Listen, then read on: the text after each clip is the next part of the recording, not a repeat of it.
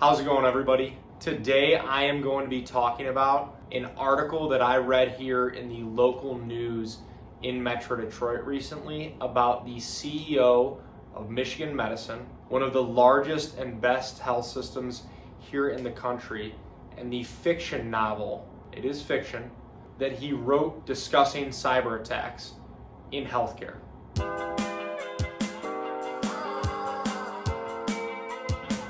My name is Brian Gutowski, and again, I am an independent insurance agent based here in Michigan, and like to think that I do operate differently than some agents out there. My goal is to help educate you and give you the tools necessary to make the right decisions around insurance for yourself, your business, and your family. So let's get into it. Imagine a cyber attack hitting a healthcare network and endangering patients and halting care. Now, this threat is not just theoretical, it is real and growing. And in the CEO's own words, in the interview that he did, he even said that this is conceivable, that this could happen. I will link the article below in the description as well.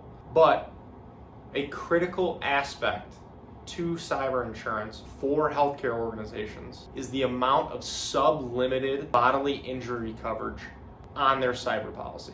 Cyber threats can cause actual physical harm to patients, and it doesn't have to be something directly from the cyber attacker that forces harm.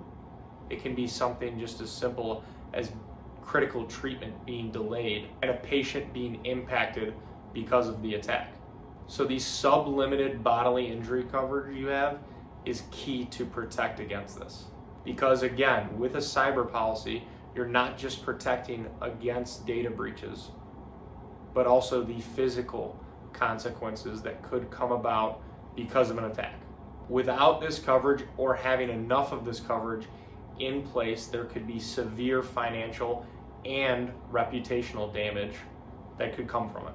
So the solution: review your cyber insurance policy and ensure that you have the proper coverages in place, like bodily injury, but it is not the only one that you should make sure has full sublimited coverage.